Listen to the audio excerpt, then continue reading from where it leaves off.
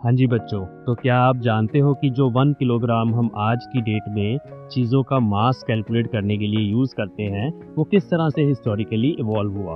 तो सबसे पहले अगर हम मिडल एजेस में या एशियन टाइम्स में चले जाएं, तो उस टाइम पर जो चीज़ें आसपास हमें मिलती थी, फॉर एग्जांपल स्टोन्स मिलते थे या कुछ सीड्स होते थे, कैरब सीड एक होता था, उसको एज ए स्टैंडर्ड मान के चीज़ों को तोला जाता था।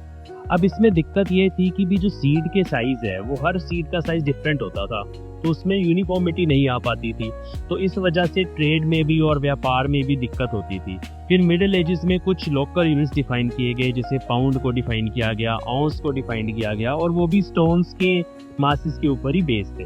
फिर 1795 में फ्रेंच रेवोल्यूशन में एक मैट्रिक सिस्टम डिफाइन किया गया, जिसमें उन्होंने 1 लीटर ऑफ वाटर को एट 4 डिग्री सेल्सियस और 1 एटीएम प्रेशर पर 1 केजी माना। 1 लीटर मतलब 1000 सेंटीमीटर क्यूब ऑफ वाटर। लेकिन इसमें भी ये दिक्कत थी कि जो वाटर है, टेम्परेचर के साथ उसकी डेंसिटी में थोड़ा बहुत चेंज आता था, उसमें प्योरिटी का चक्कर पड़ता था और इन चीज़ों को कंट्रोल करना बहुत डिफिकल्ट था।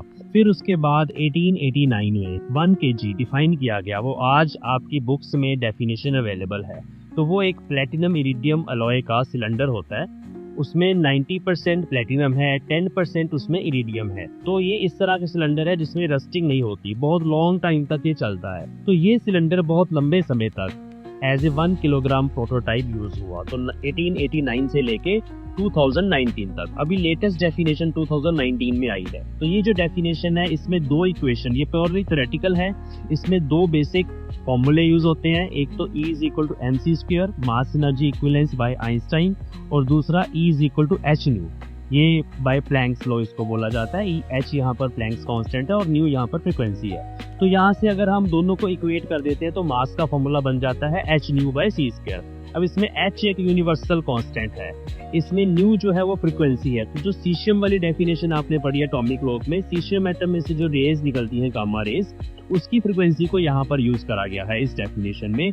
और जो c² है वो speed of light in vacuum है, जो कि एक यूनिवर्सल कांस्टेंट है। तो इन यूनिवर्सल कांस्टेंट्स को यूज करके 1 किलोग्राम को आज डिफाइन किया गया है, जो यूनिवर्सली ट्रू है, जो टाइम के साथ कभी भी चेंज नहीं होगा, रिप्रोड्यूसिबल है। किसी भी जगह पर जब हम इस वैल्यू को, इस फॉर्मूले को यूज करेंगे, तो 1 किलोग्राम हमेशा सेम आएगा। Thank you.